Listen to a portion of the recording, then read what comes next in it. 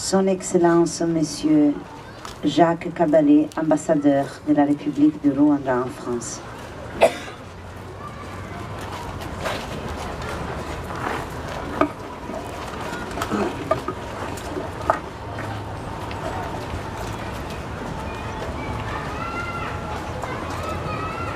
Excellences, Mesdames et Messieurs les ambassadeurs,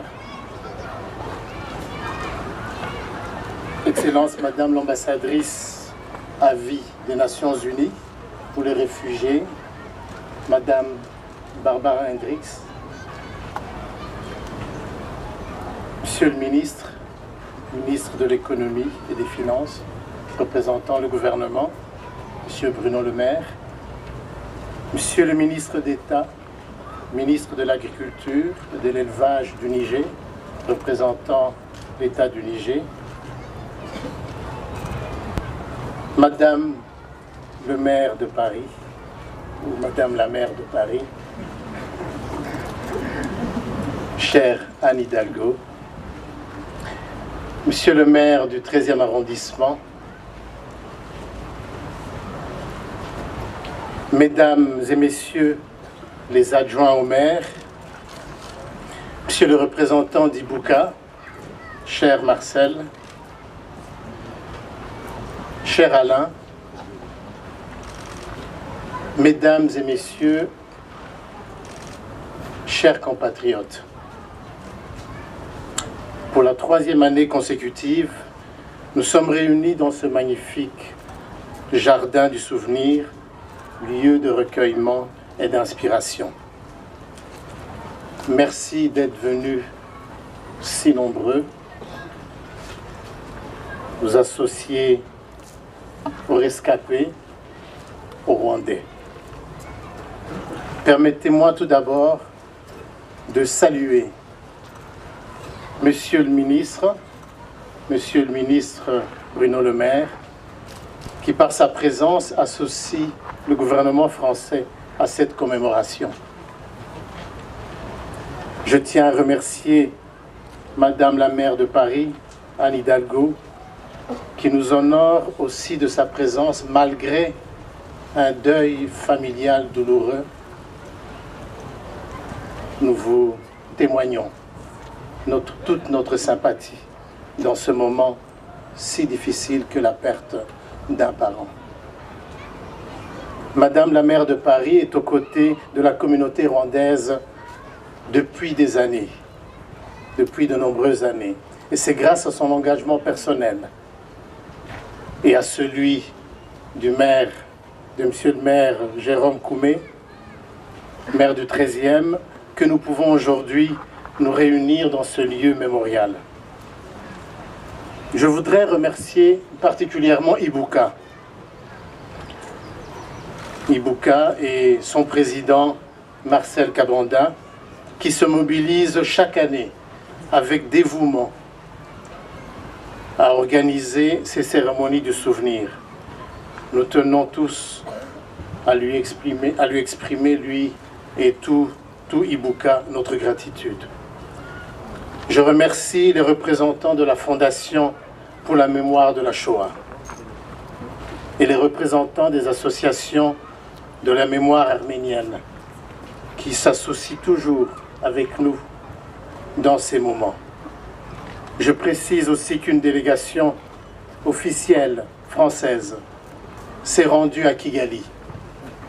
Elle est composée du député Hervé Berville, envoyé spécial du président Macron, et du groupe d'amitié parlementaire présidé par la députée Sirasila. Leur présence à Kigali pendant ces commémorations est une marque de solidarité très appréciable. La présence de l'ambassadeur de bonne volonté, Madame Barbara Hendricks, est pour nous une immense fierté. Fidèle à ses convictions et à son engagement humaniste, elle a tenu à nous accompagner. Son talent, que vous avez pu admirer comme moi, est aussi immense que sa modestie. Citoyenne du monde et n'a pas hésité une seule seconde à venir participer à ce recueillement. Lumineuse et bouleversante, la voix de Barbara Hendricks est sans doute ce qu'il y a de plus proche du divin. Aujourd'hui, elle vient la prêter cette voix à toutes celles et ceux qui ne parleront plus.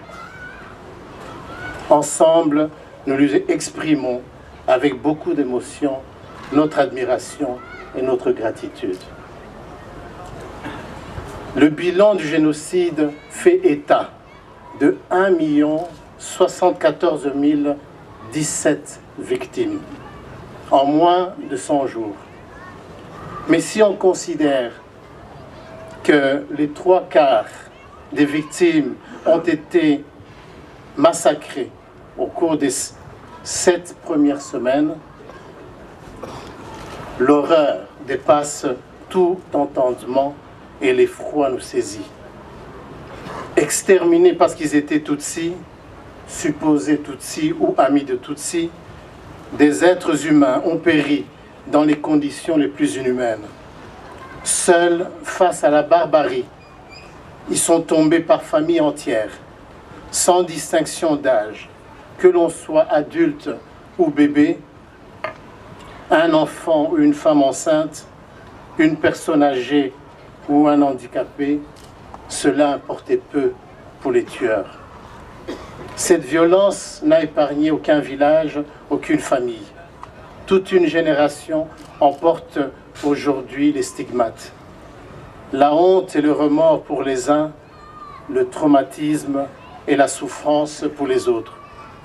25 ans après, nous avons encore du mal à comprendre l'extrême violence de ce crime contre l'humanité, qui reste, nous l'espérons, le dernier génocide de l'humanité. 25 ans, c'est le temps d'une génération. Aujourd'hui, au Rwanda, 70% de la population est née après le génocide. Pourtant, la mémoire de cette tragédie ne s'est pas effacée. Rescapés de la terreur, beaucoup de Rwandais souffrent en silence. Ils vivent avec le souvenir de ceux qu'ils ont perdus. Ce sentiment d'absence est permanent, cruel. Je veux ici rendre hommage au courage et à la résilience des rescapés. Surmontant leur immense souffrance, ils tentent de mener une vie ordinaire. Nous savons tous que le temps n'efface pas la peine. Bien souvent, il la rend plus aiguë. C'est au quotidien que notre compassion et notre respect doivent s'exprimer. Plus que jamais, nous devons apporter aux survivants notre affection et notre soutien. Cette 25e commémoration est aussi l'occasion d'exprimer notre gratitude pour les combattants qui ont libéré le Rwanda de cette terreur. En avril 1994, alors que la communauté internationale s'était détournée du Rwanda, retenue par l'indifférence et figée dans l'inertie, ce sont des Rwandais qui sont intervenus pour sauver d'autres Rwandais.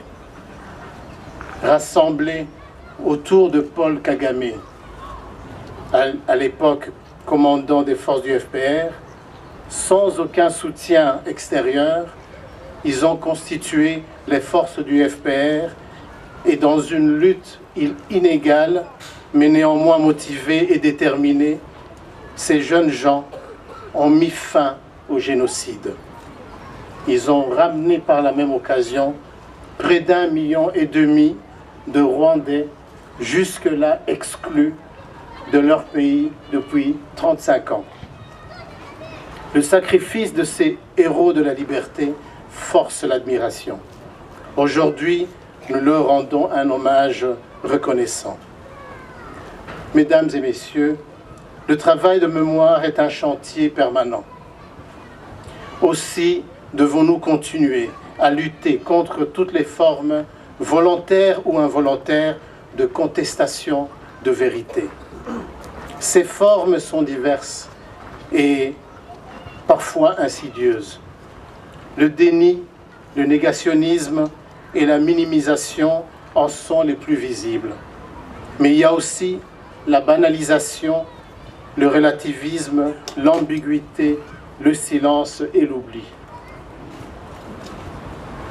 En France, depuis janvier 2017, un article révisé criminalise la négation ou la banalisation du génocide perpétré contre les Tutsis.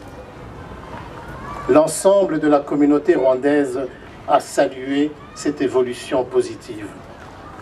Le travail de vérité est un devoir de vigilance contre la malveillance et l'ignorance. Mais bien au-delà de cela, le travail de vérité est un combat permanent contre le racisme, la xénophobie, la stigmatisation, les préjugés. Ensemble, nous gagnerons ce combat avec la transmission de la mémoire, une information rigoureuse et l'éducation des jeunes générations. À cet égard, je voudrais souligner deux avancées notables en France. D'une part, une réflexion sur l'introduction de l'étude du génocide des Tutsis dans le programme des classes de terminale est en cours. Nous espérons que cela va aboutir et que désormais l'enseignement des plus jeunes, des terminales en France, l'enseignement sur le génocide des Tutsis se fera. D'autre part, à l'initiative du président Macron, un groupe d'historiens a été chargé de faire avancer les recherches sur le génocide des Tutsis. Nous saluons cette évolution positive et nous suivons avec attention l'aboutissement de ces efforts qui, nous l'espérons, s'acheminera vers une meilleure connaissance de la vérité. Enfin, je voudrais partager avec vous notre espoir pour une meilleure justice. Le Rwanda moderne s'est reconstruit sur la justice et la tolérance. Tous ensemble, les Rwandais ont réussi à ouvrir le dialogue sans tabou, d'abord pour comprendre, ensuite pour restaurer la confiance. Ce travail d'introspection a été douloureux, mais il était nécessaire, indispensable. Nous avons été recherchés dans notre patrimoine culturel et ancestral un système de règlement de conflits participatif et apaisé. En France, la justice progresse chaque année. Le pôle spécialisé sur les crimes contre l'humanité se mobilise avec des déplacements réguliers au Rwanda. Grâce à la mobilisation des associations et au travail minutieux du CPCR, le collectif des parties civiles pour le Rwanda, près d'une trentaine de dossiers documentés ont été présentés à la justice. Étant donné les ressources humaines et matérielles limitées, le pôle génocide aura du mal à juger dans des délais raisonnables tous les suspects de génocide vivant en France. La Cour de cassation, en rejetant systématiquement les demandes d'extradition, 42 à ce jour, crée une situation qui profite aux suspects de génocide et instaure l'impunité car ces derniers se retrouvent libres dans la nature. Pour conclure, je rappelle qu'en 2017, l'Assemblée des Nations Unies a adopté à l'unanimité une résolution déclarant le 7 avril Journée internationale de réflexion sur le génocide contre les Tutsis du Rwanda. Nous saluons la décision qu'a prise le président Macron ce matin et qui va dans le même sens. Cette décision des Nations Unies souligne l'universalité du génocide perpétré contre les Tutsis dans la mémoire collective. Partout dans le monde aujourd'hui, des hommes et des femmes mènent une réflexion et se recueillent dans un hommage qui invite au questionnement et au dialogue. Mais au-delà de ce temps commémoratif, je peux dire que c'est la mémoire sur tous les génocides qui nous rassemblent aujourd'hui. Cette mémoire est une force. Continuons à investir dans la jeunesse, un investissement sain et paisible, sans rancœur, dans le respect de la mémoire, mais qui protégera le monde de tels drames. Aussi, sans relâche et avec détermination, continuons à œuvrer tous ensemble pour arracher les racines de la haine et protéger ainsi l'humanité. Je vous remercie.